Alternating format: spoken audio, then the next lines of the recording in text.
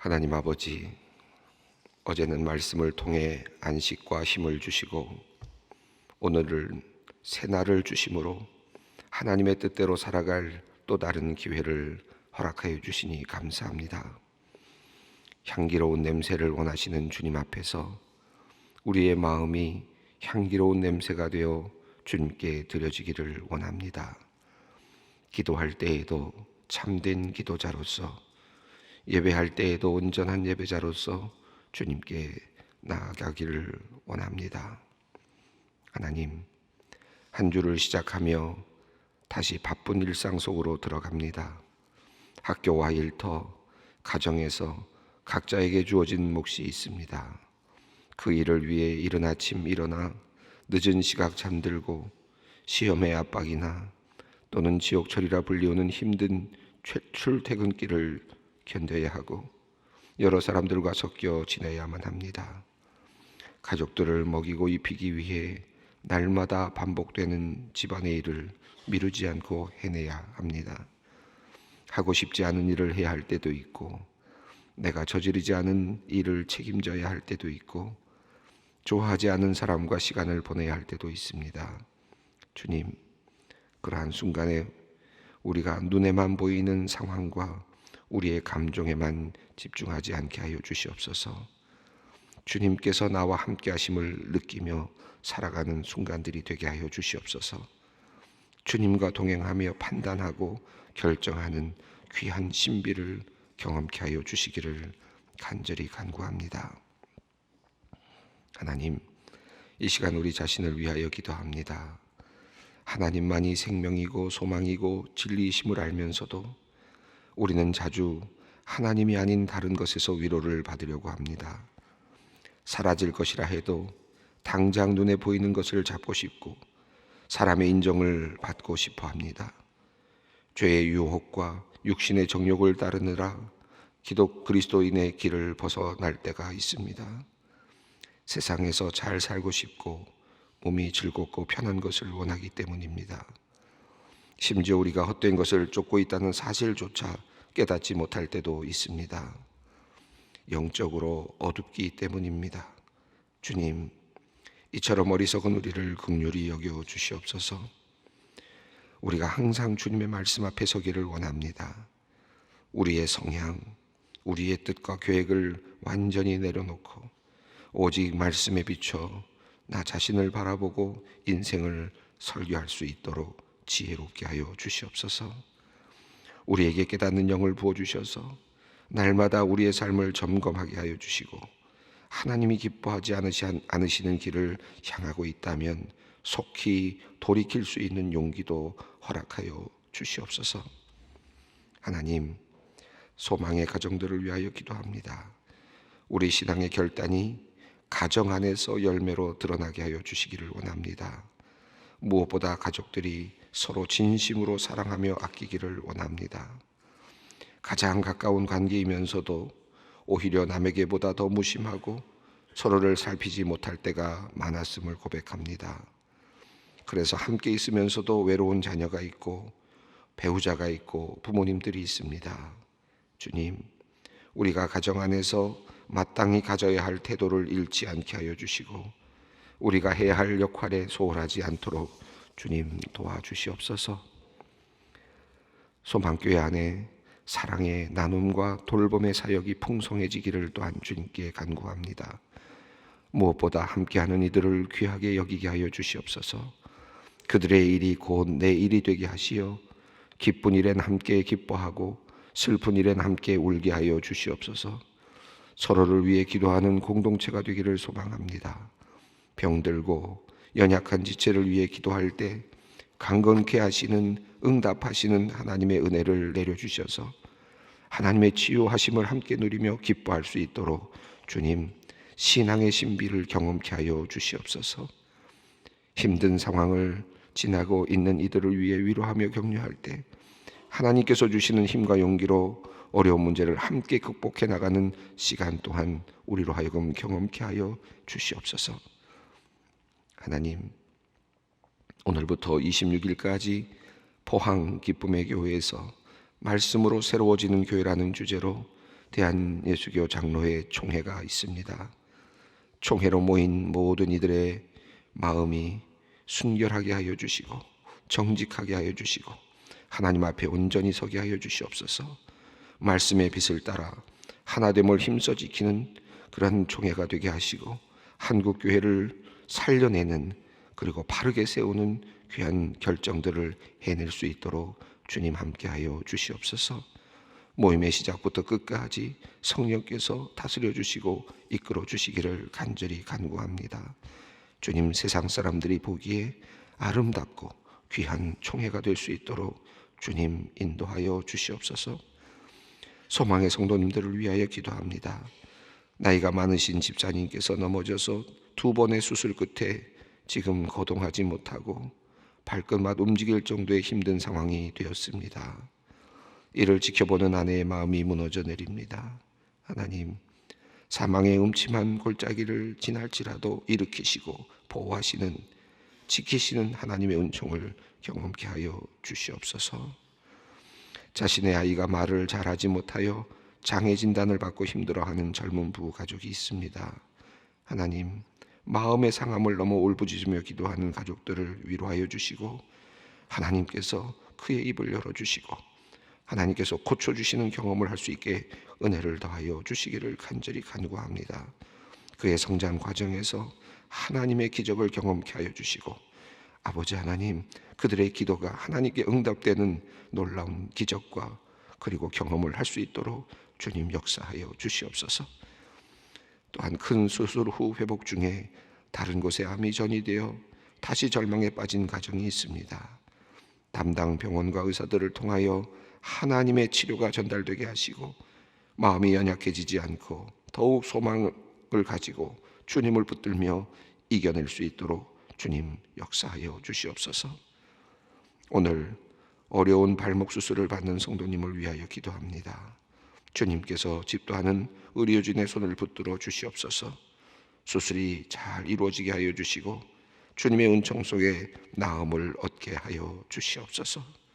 하나님, 우리에겐 이렇게 기도할 것들이 너무나 많이 있습니다. 우리가 부족하기 때문입니다. 우리가 나약해져 가기 때문입니다. 우리가 인간이기 때문입니다. 그래서 주님의 이름을 부릅니다. 주님, 저희를 긍휼히 여겨주시고 부르짖고 울부짖는 기도를 주님께서 들으시고 주님 역사하여 주시옵소서. 이제 주님 말씀 앞으로 나아갑니다.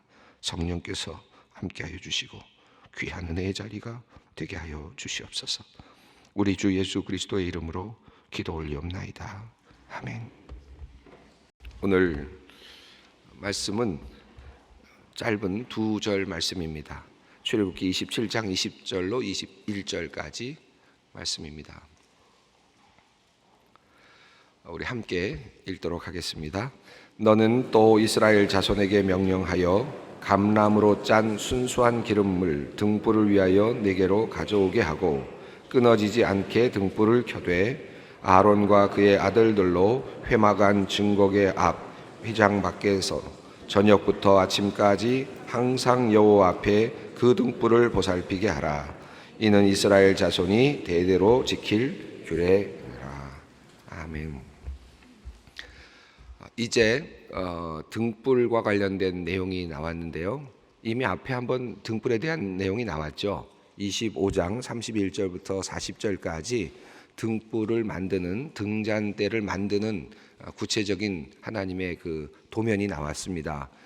순금으로 만들라라는 말씀을 하셨고, 그리고 한 덩어리를 가지고 한 달란트에 해당되는 금덩어리 한 덩어리를 가지고 그것을 쳐서 만들라라고 하셨죠. 그래서 거기로부터 밑받침을 만들고 줄기를 뽑아 올리고 그리고 가지들을 뽑아 올리고 그리고 또 문양들을 만들어내고 살구꽃 문양들을 만들어내면서 가지들을 만들어내서 위에는 등잔대를 만드는데 7개의 등잔대를 만들라 하는 것이 우리가 이미 살펴보았던 내용입니다. 그래서 우리가 그 등잔대를 읽어가면서 참 어려운 작업을 하나님께서 말씀하셨다라는 말씀도 제가 드렸습니다. 어떻게 한 덩어리에서 금을 가지고 아무것도 아닌 한 덩어리 아닙니까? 어찌 보면 우리 하나님께서 흙으로 사람을 지으셨다라고 했을 때 하나님께서 흙을 한 줌 딱 집으셔서 사람을 만들어내시는 것 같은 그런 느낌이 드는 그런 등잔대를 만들라는 그런 말씀이셨죠. 등잔대를 누구로 볼 거냐, 무엇으로 볼 거냐, 우리 뭐 여러 가지로 이해할 수 있습니다. 제가 계속해서 말씀을 드립니다만은 이 하나님의 미술관은 하나의 해석으로 가는 것은 아닙니다. 때로는 이렇게 해석을 해서 보고 또 은혜를 받고, 때로는 이렇게 해석해서 보고 또 은혜를 누리고, 이것이 굉장히 중요합니다. 등잔대, 예수님으로 이해할 수도 있죠. 나는 빛이다 라고 했으니까 예수님으로 이해할 수 있죠. 또 우리는 어떻게 이해할 수도 있습니까? 너희가 가서 빛을 비추라 그랬으니 또 우리가 또 빛이 될 수도 있습니다. 하나님의 빛을 받아서 또 빛을 비추는 자니까 우리가 또 등잔대가 될 수도 있죠.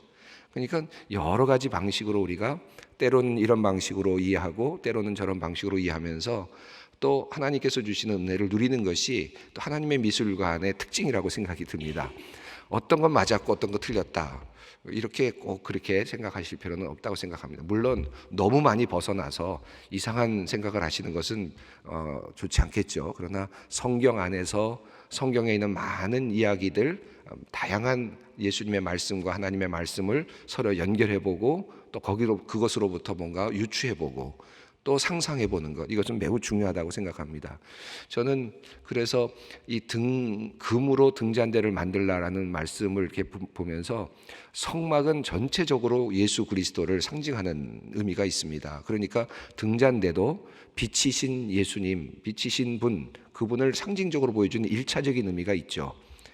순금으로, 온전하신 빛이 순금으로 만들어져서 온전하신 분, 그리고 그 빛을 비추어내시는 근원, 이렇게 볼 수 있습니다. 그런 의미에서 이 금등잔은 예수 그리스도, 빛이신 예수 그리스도를 유추할 수 있습니다. 또 한편으로는 만들어지는 과정을 쭉 유추해 가다 보면 예수님이 그렇게 만들어졌다고도 볼 수 있겠지만, 또 한편으로는 우리 자신을 또 볼 수 있지 않습니까?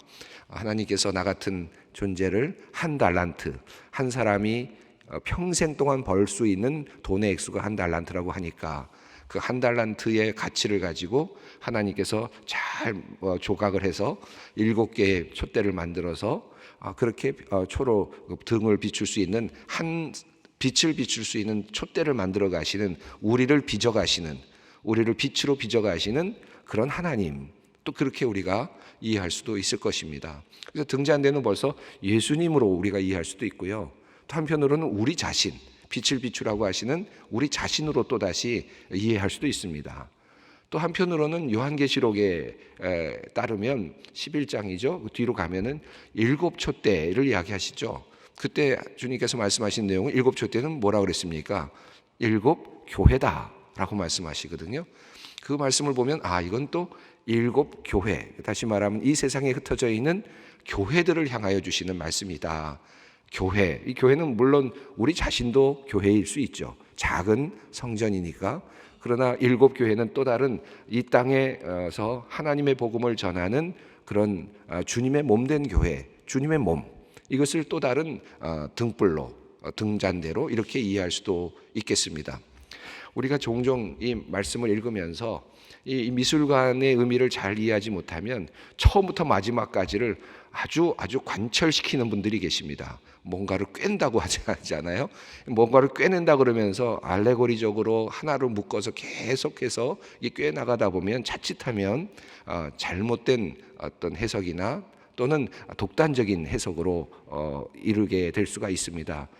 그것이 결국 이제 이단으로 빠지게 되는 매우 위험한 길일 수도 있습니다. 그래서 어떻게 하나님이 이렇게 그냥 하나님께서 이렇게 그냥 이렇게 다양한 해석의 길을 열어 주셨나? 반드시 그렇지만은 않습니다. 우리가 성경 읽다 보면 분명하게 언어로 말씀하신 내용이 있고요. 또 때로는 이렇게 상징적인 내용들로 하나님께서 다양한 방식으로 경험할 수 있도록 그렇게 하신 내용들도 있습니다. 그것을 우리가 분간해 가면서 읽어 내려가는 것이 참 중요하고 필요합니다. 제가 오늘 본문 속에 감람이라는 말이 나오는데, 감람유, 올리브유를 말하잖아요. 이 올리브유와 관련해서 이제 등잔과 올리브유와 관련된 내용들이 주로 이제 이단에서 많이 사용하는 내용들입니다. 그래서 제가 좀 더 이 부분에 대해서 조금 더 열을 내는 것 같은데, 스가랴서 4장 이후를 보면 이제 등잔이 있고 감람나무가 있는 내용이 나오는데 거기 두 개의 감람나무라는 내용이 나와요.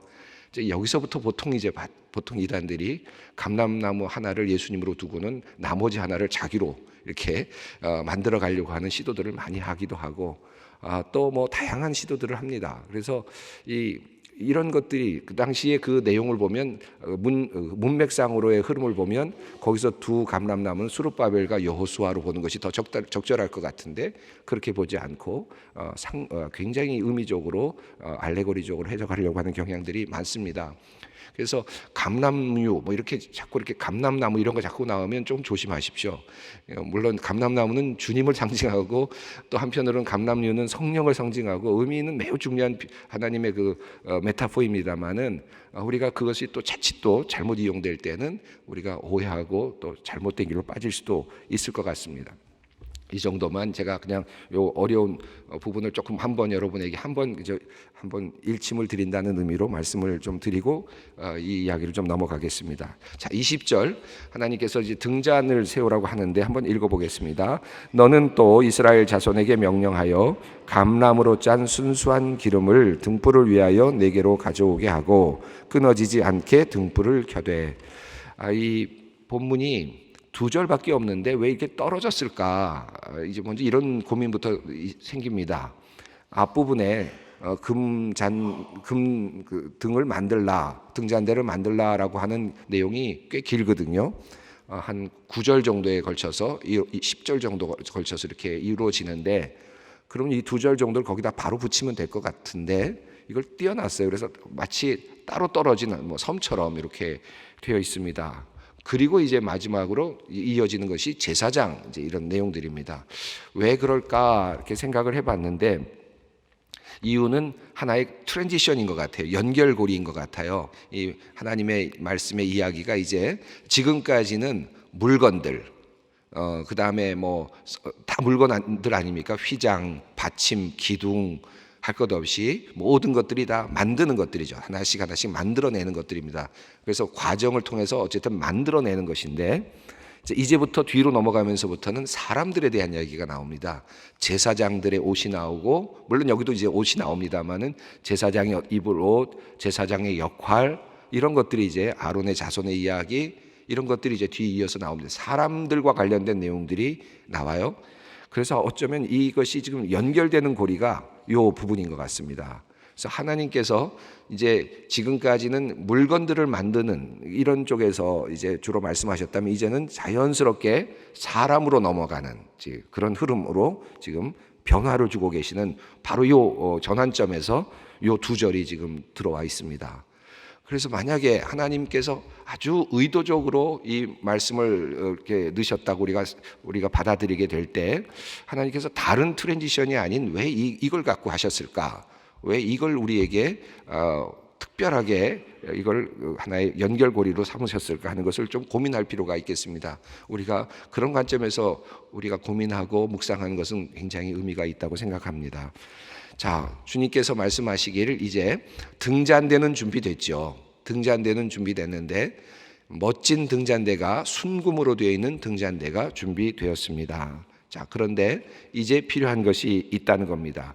이제는 등을 그 효과를 볼 수 있는, 다시 말하면 역할을 할 수 있도록 만들어주는 일이 필요하죠. 등잔대는 아름다운 것으로만 있는 게 아니잖아요. 등잔대의 역할은 무엇을 해야 되는 겁니까? 빛을 비추는 것이죠. 빛을 비추는 일이 역할입니다. 이제 본래의 역할로 돌아가게 하는, 그 본래의 역할을 하게 하는 그런 이제 그런 과정으로서의 몇 가지를 설명하고 있습니다. 너는 이스라엘 자손에게 명령하여 감람으로 짠 순수한 기름을 준비하라. 등불을 위하여 내게로 가져오게 하고, 이렇게 되어 있습니다. 자, 내가 준비해라라고 하지 않았고, 제사장들이 준비하라라고도 하지 않았고, 하나님께서는 이스라엘 백성들이 준비하도록 해서 가져오게 하라. 그러니까 백성들이 준비를 하라는 것입니다. 근데 감람나무로 짠 순수한 기름입니다. 순수하다라는 말과 감람유라는 표현이 이제 우리가 깊이 생각해 볼 필요가 있는데, 물론 감람나무는 여러 가지로 이해가 되지만 당시로서는 가장 중요한 나무고 또 이스라엘 민족에게는 굉장히 대표적인 나무이죠. 나중에 예수님의 시대로 가서는 예수님도 또 감람나무로서의 어떤 그 비유가 되지 않습니까? 참 감람나무, 돌 감람나무, 이렇게 해서 참 감람나무 위에 돌 감람나무가 접붙임을 받고, 그래서 감람나무가 온전해지는 예수님의 말씀, 이제 주님의 말씀이 있죠. 그래서 예수님을 감람나무로 우리 이해할 수 있겠습니다. 그런 것은 우리 신약적으로 충분히 우리가 묵상할 수 있는 부분이겠습니다. 왜 주님께서 감람나무로 해라 그랬느냐? 그 당시에는 감람나무유가 제일 좋았으니까 우선 그럴 수도 있겠고, 당시에 가장 많이 쓰이는 것이니까. 지금도 올리브유는 좋은 기름 아닙니까? 최고 좋은 기름 중에 하나 아닙니까? 근데 주님께서 이미 그때 올리브유로 지금 기름을 준비하는데 순전한 기름으로 준비하라. 그런데 백성들에게 준비해서 오도록 해라 라고 이렇게 말씀하셨습니다.